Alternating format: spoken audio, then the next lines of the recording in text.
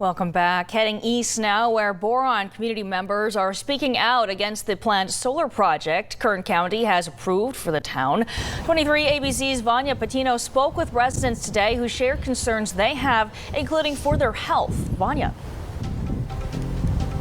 The community members here tell me that the issue is not that they don't want clean energy, they just don't want it so close to their homes. I'm here at the Desert Lake Apartments, where if we look across the street, and I'll move the camera with you, just over these railroads right here, there is one of the sections.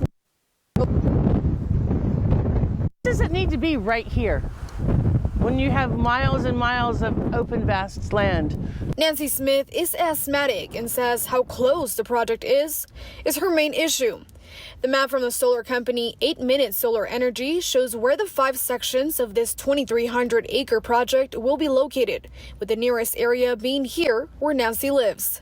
As you can see, the wind is howling here, and it does about 3/4 of the year, but there is no dust coming. There's no big dust storms, and that's because this is undisturbed land right now. But she says as they clear land to put in this solar farm, the settled dust will pick up and create a dust bolt around Boron, adding that she does not want to see herself or other people have respiratory issues from constantly breathing in dust. Our town is like 3 miles long, and they're completely landlocking us. During the Board of Supervisors meeting when the project was approved, the solar company noted they did move back their original plans half a mile when hearing the concerns, but argue there is no other place to go, as Borax is on one side and the Edwards Air Force Base is on the other. What drives, kind of the location of where we end up is really substations.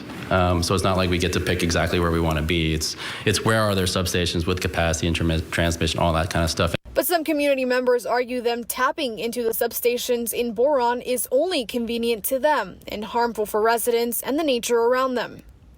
So substations are basically connectors to the grid, and we have one over in near Borax, and we have one down the road from 395.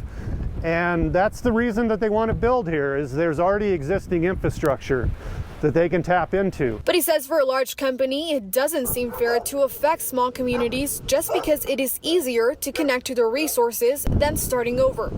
So they could go in there and build it in a more remote location, and that could potentially even create additional jobs that this project is not going to create. The company says it will bring up to 1,000 temporary jobs while they build the farm, and then up to 25 permanent ones, which Richard says is not enough to bring real benefit to the community, like Borax, which is the town's biggest employer.